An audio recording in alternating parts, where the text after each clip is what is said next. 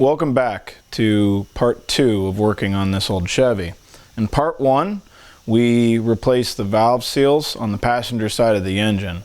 We also found standing oil when we took the cover off. That was due to the drain plugs being clogged. That has been fixed, hopefully anyways.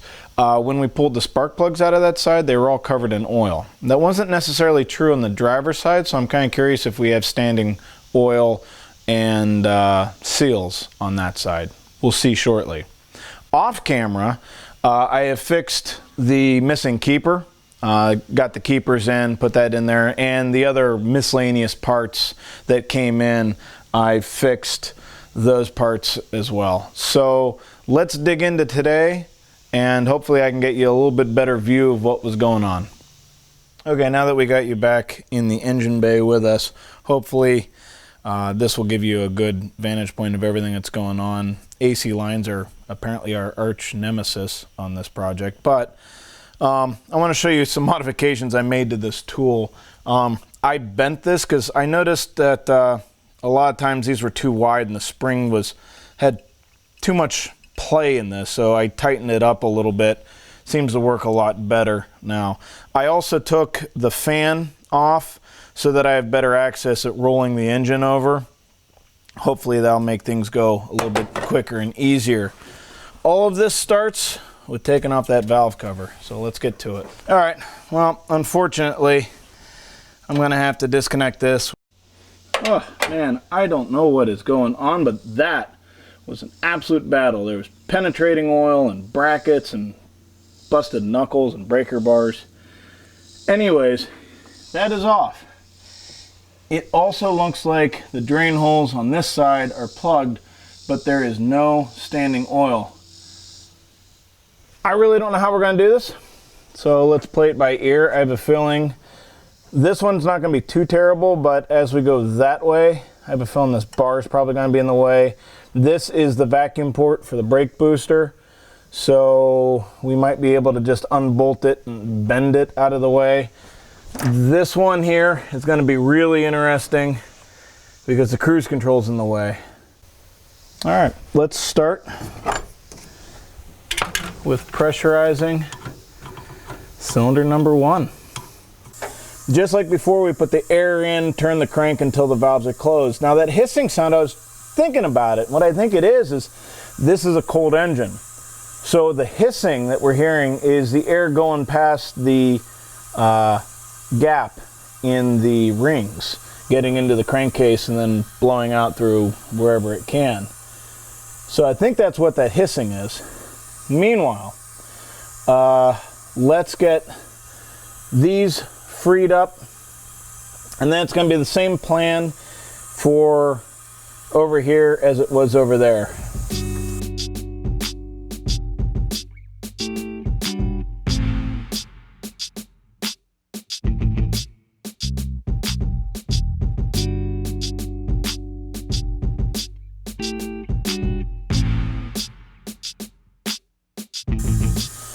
All right, let's see how many times I can drop something today. All right, let's get these push rods out of here, and we should be able to start wrapping on these valves and getting all that out. I'll double check the compressor is keeping up. Compressor is running. Let's tap on these, break up any kind of carbon there might be on them. I just want to take the spring and spin it a little bit, break it free of the keepers, so that when I push down on it, they're not all gummed up.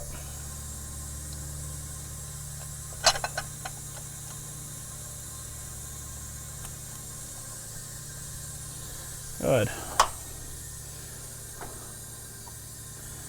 All right, and let's have this ready. Oh, you know what? Seems like a good place for it.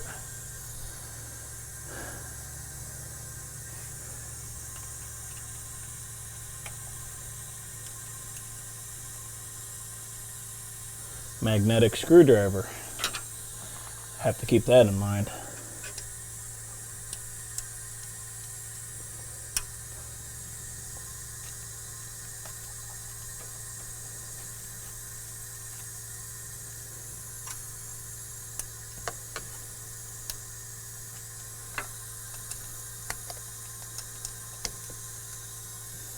All right. Keepers are out.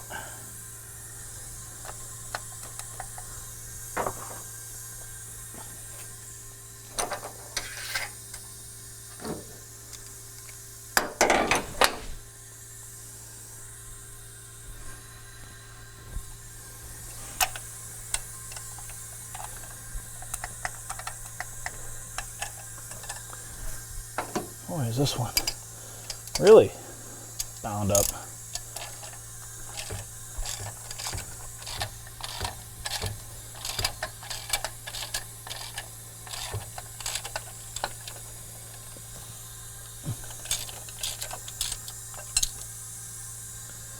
Okay. Set that there so I can lose it later. Put this over here. Take the keepers, the springs. Let's rinse and repeat with the other side.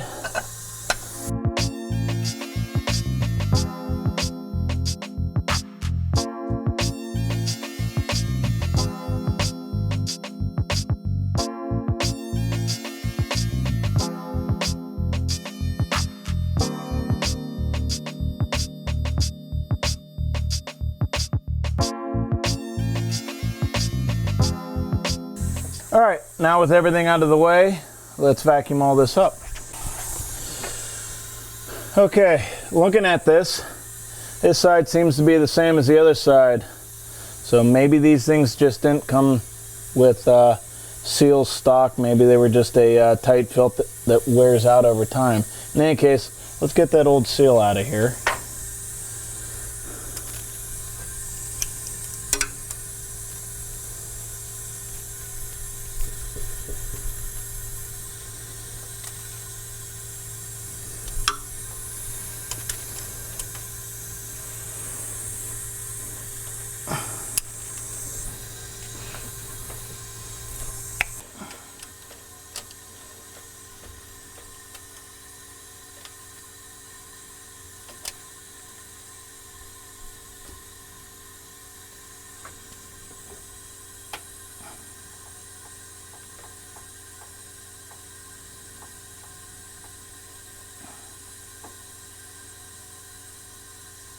This one has some kind of, I don't know, like inner sleeve.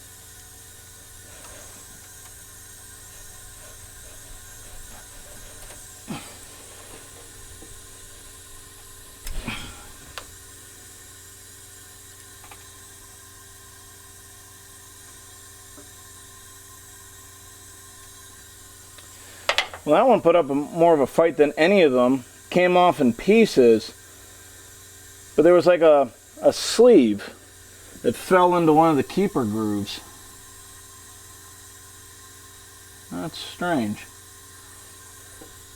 Well, everything covered in just, it's like grease. The oil's so thick it's like grease.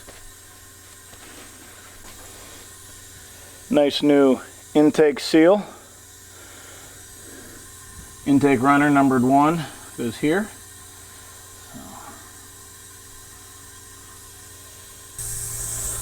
And where's my little helper socket? There it is.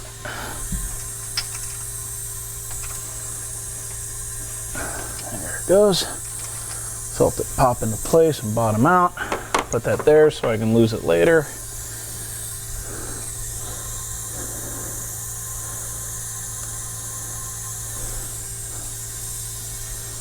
seal and cap. This is ready to be put back together. Let's go grab the springs and the keepers. We'll put them on, put the rocker and push rods back in, move on to the next cylinder.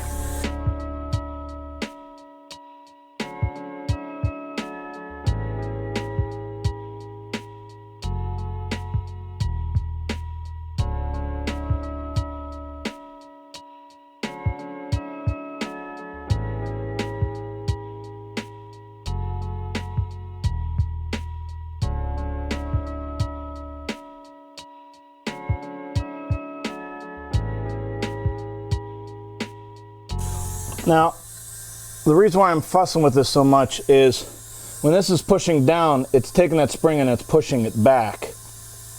So I have to put the keeper in a certain spot so that there's enough room in between the valve stem and the outside of the retainer, or I guess the inside of the retainer, to be able to slide the other keeper in. But that is done. Let's go grab the push rod and the valve, and we'll kind of set those in place and put the other one in.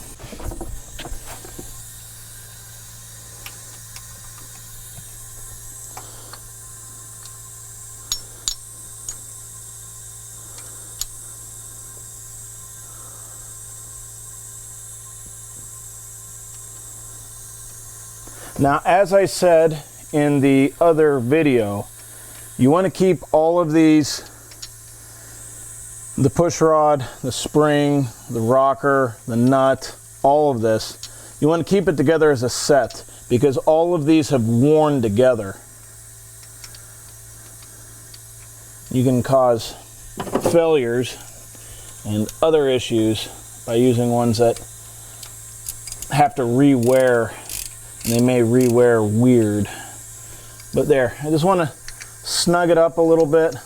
We'll deal with all this later, but right now I just want to put everything assembled back together.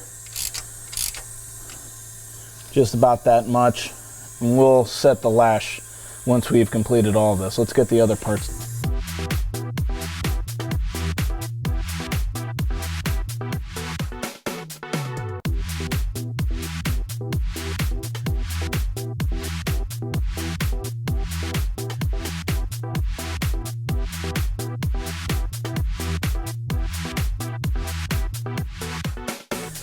Now, this wears to the lifter, and this wears to this, and you can tell the top from the bottom because this is where it passes through the head. That's important as well. Now, right now I'm just tightening these enough so that they don't fall apart while I'm doing other stuff. But this cylinder is done. Now that you've seen kind of the process, I'm going to buzz through the rest of these real quick, and I'll bring you back if something interesting happens.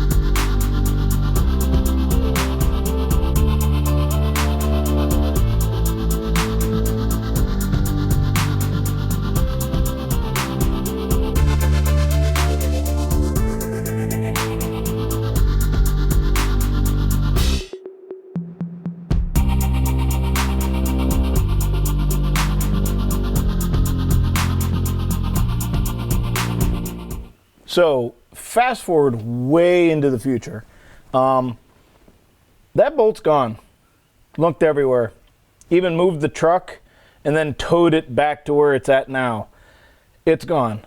I have no idea where it's at. But I do want to give a shout out to O'Reilly's for stocking them. Finding parts for these older vehicles is it's getting hard. It's getting harder every day. And I'm glad to see that some parts and some parts stores still support these older vehicles. With that being said, let's be a little bit more careful and get these last two valves done.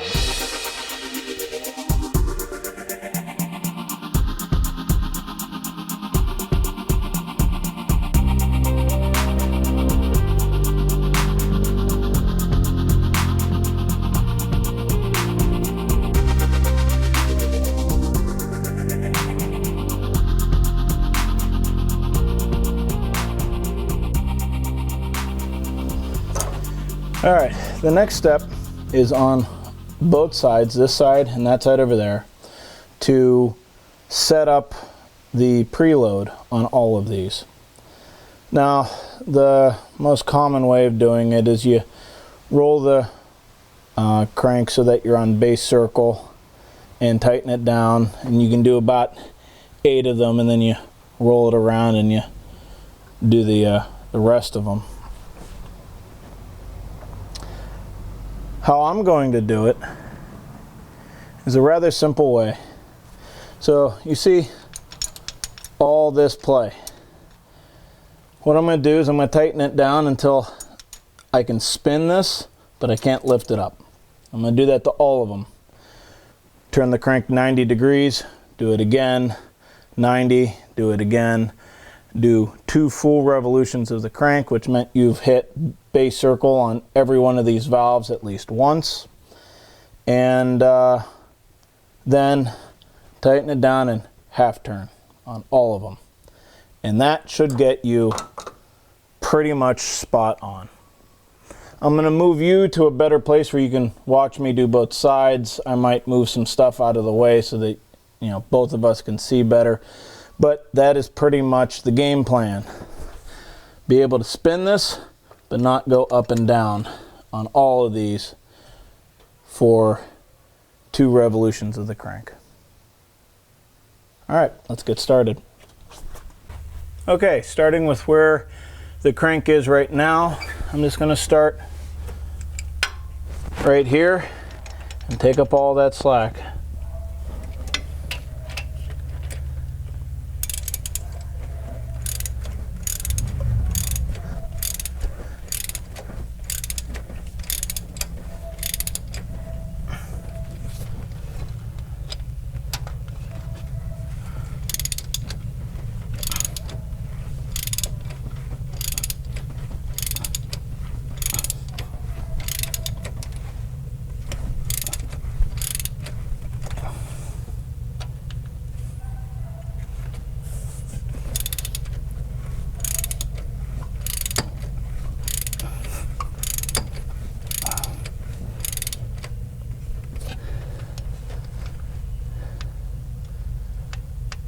Almost there.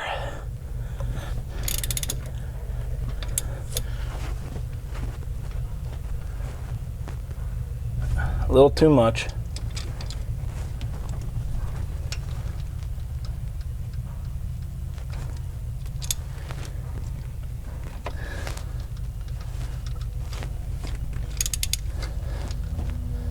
There. I can spin it, but I can't get it to go up and down. On to the next one.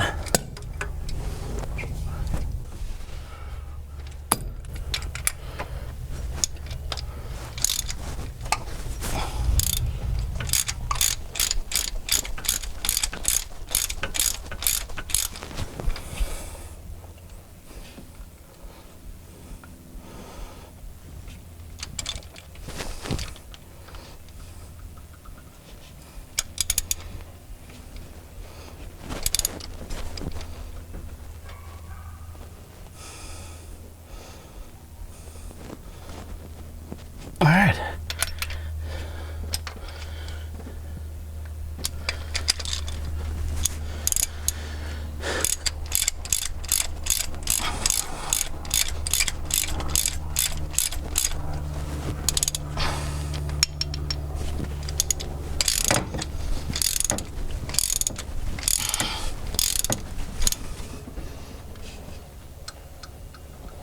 Almost.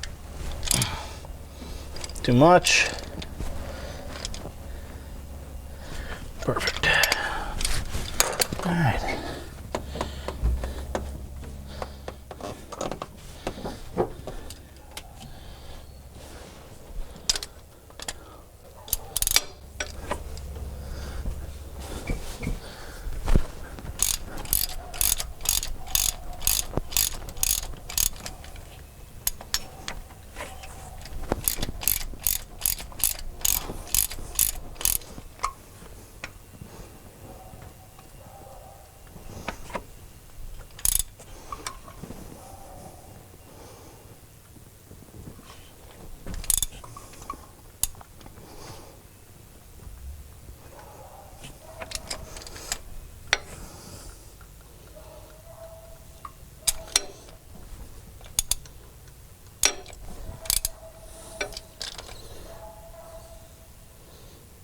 All right.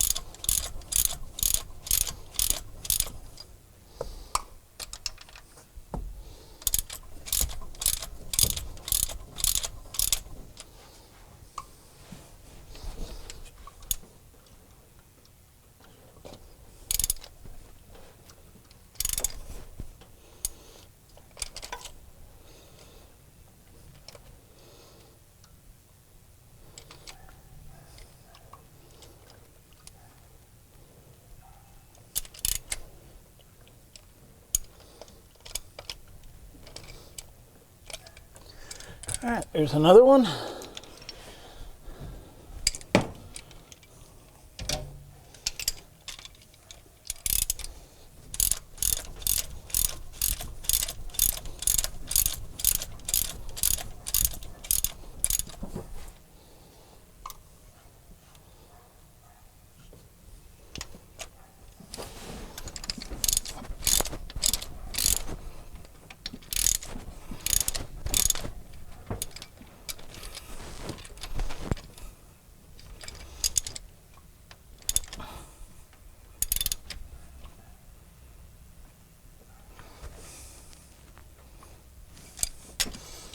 All right.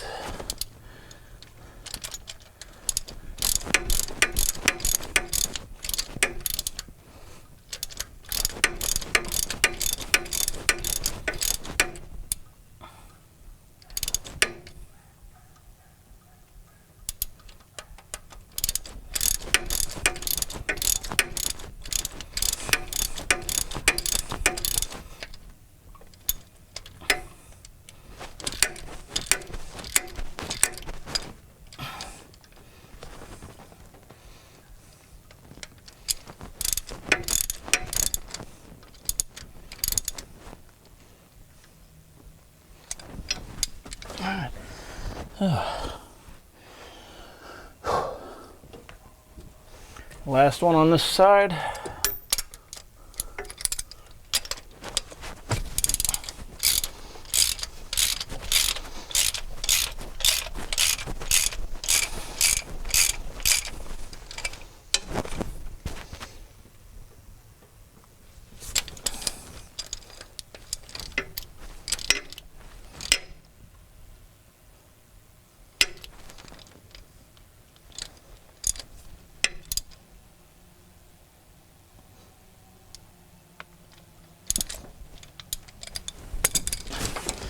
All right, that's this side complete. I'm gonna do the same on the other side, and then we'll do 90 degrees and do it all over again.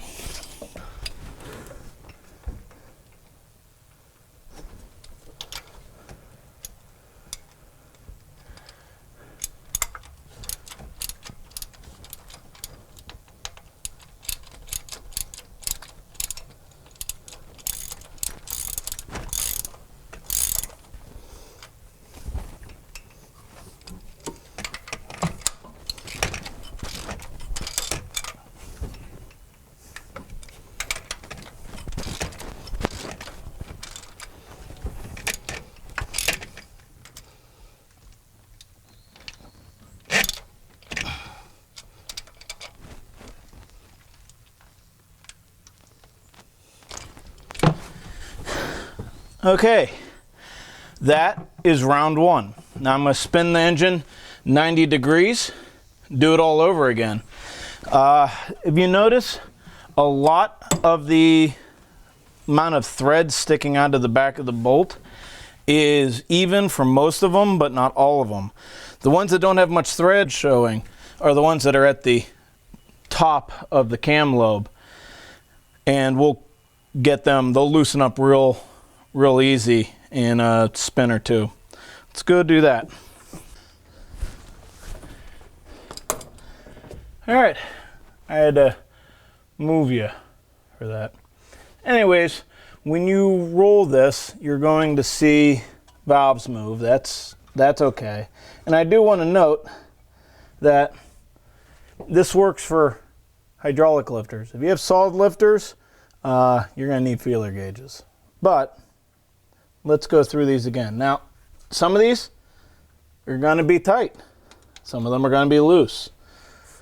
The ones that are tight, leave alone. That one there is tight. These are going to take a little bit of a turn, but this one here, I'm going to leave that one alone. I'm just going to skip it, go to the next one. So let's get started.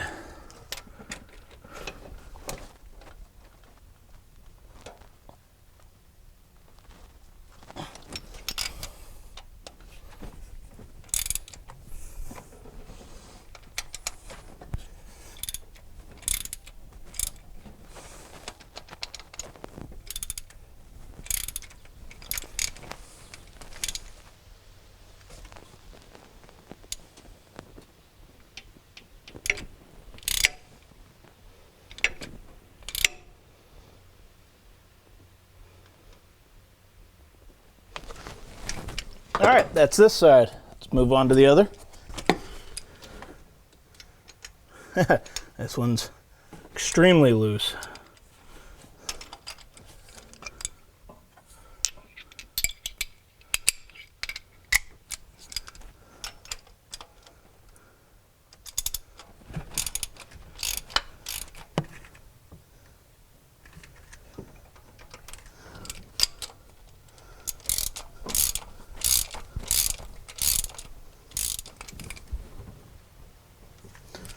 All right, that's round two. We'll do another 90 degrees. Now, it's important to remember, you just want to take up the slop. You don't want to push the lifter and squeeze the lifter. You just want to take up the slop as you're doing this. All right, I'll move you, roll it another 90, and we'll pick up on that side.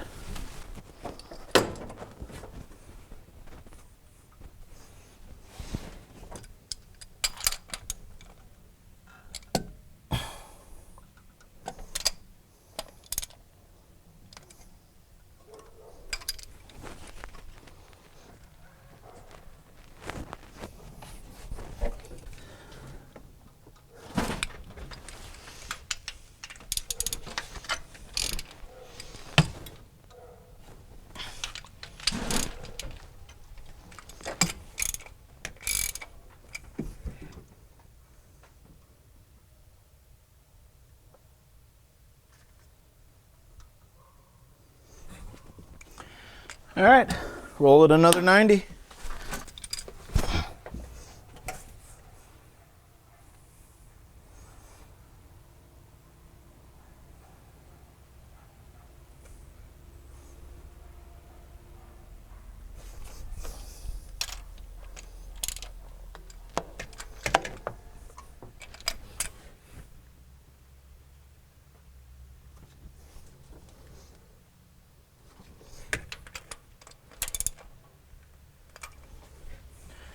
All right, so that should be one full revolution. I've noticed that the thread sticking out of the back of the bolt is a lot more even on all of these, as they should be. When you're done with this, they should all be about the same unless there's an issue with the lifter or the stud pulling out of the head. But let's start with our second round of crank turns.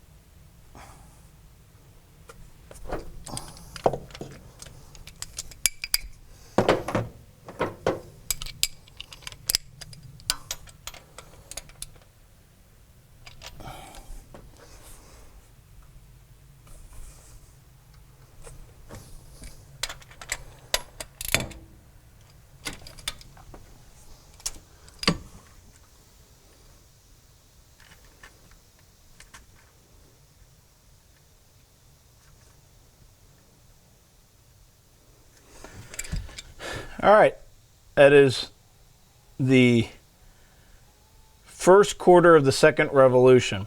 Now, if you notice, I'm not turning the wrench very far, and you don't have to. With the pitch of the thread, you're picking up a lot of distance with little bits of turn. So let's roll it, go again. All right.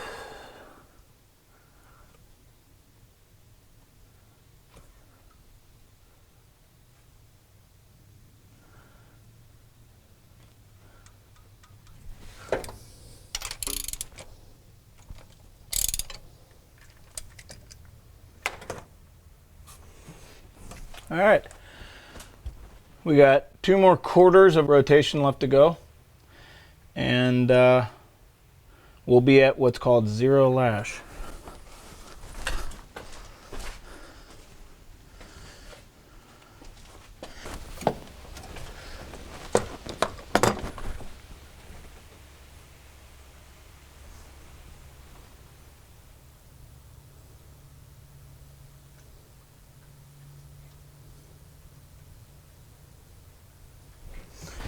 All right, one last quarter turn. We'll do this, and then we'll do the last step.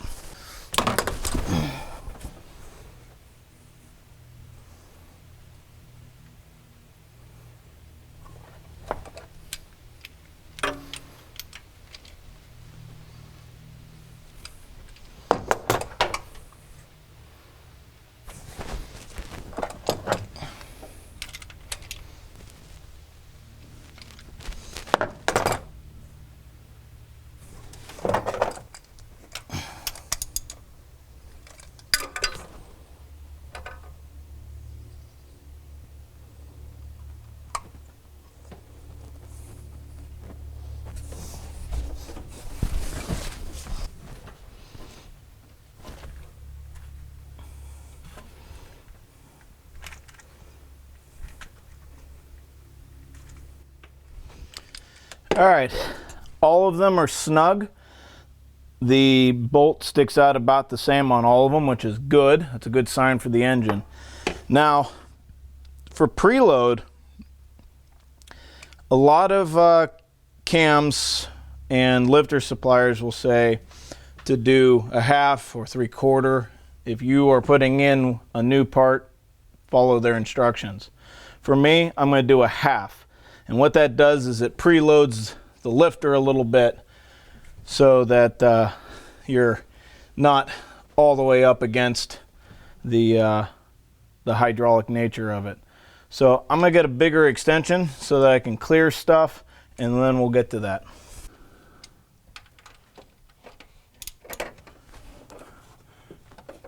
I guess some of these I'm going to have to do 290s.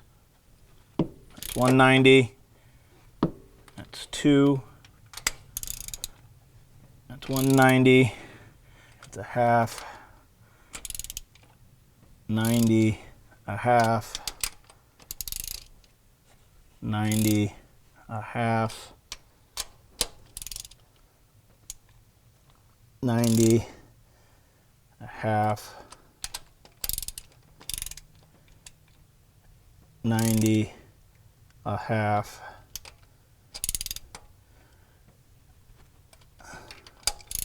a half,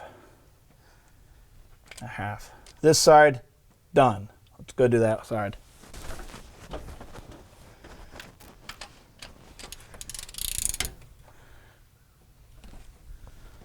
A half,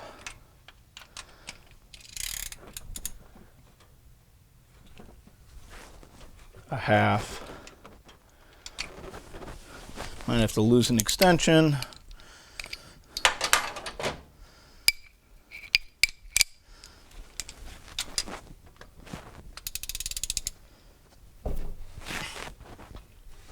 A half,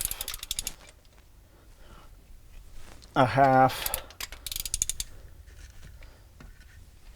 a half,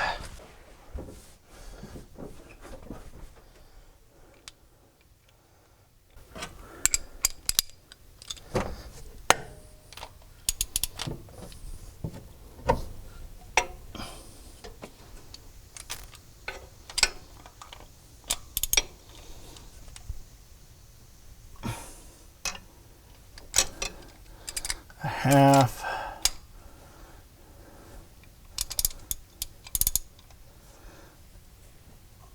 a quarter, a half,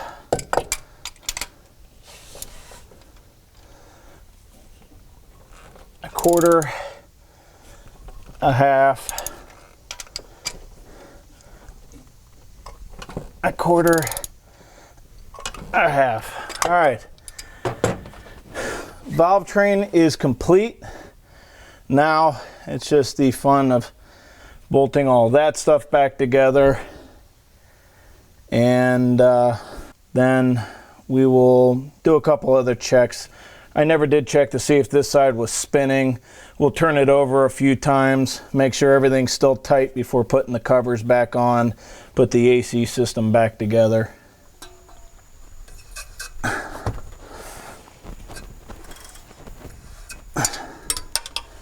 And last bolt.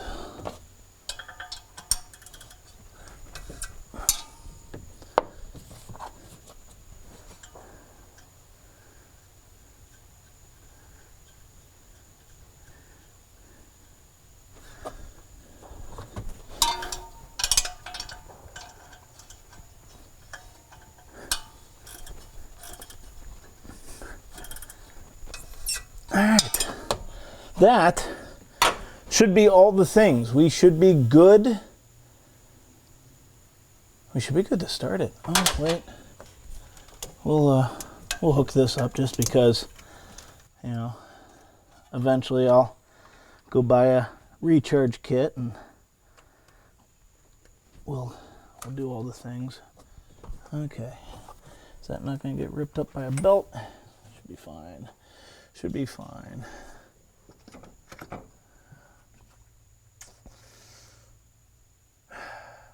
All right.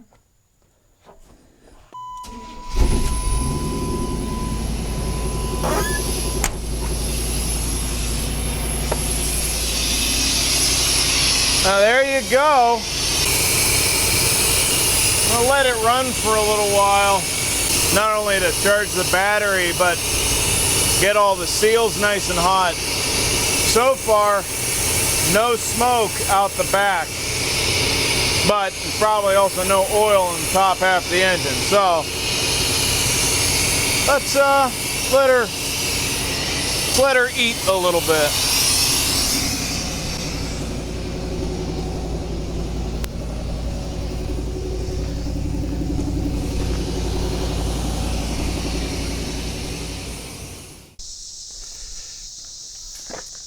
Well, there you have it. We got it running, although the idle seems a bit high. Something might not have gotten reconnected correctly. But it is still smoking, and I don't know, maybe it's just burning off all the stuff that was in the cylinders. Maybe I'll go get some sea foam or something and see how it likes that. All in all, quite the learning experience. It cost me a t-shirt and pair of pants and a couple Saturdays, but we'll figure it out. We'll get her back on the road. Until then, take care.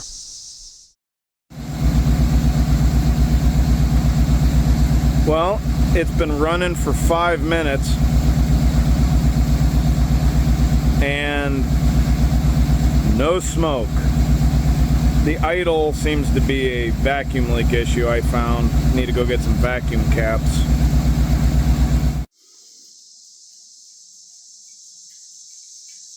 See? Told you.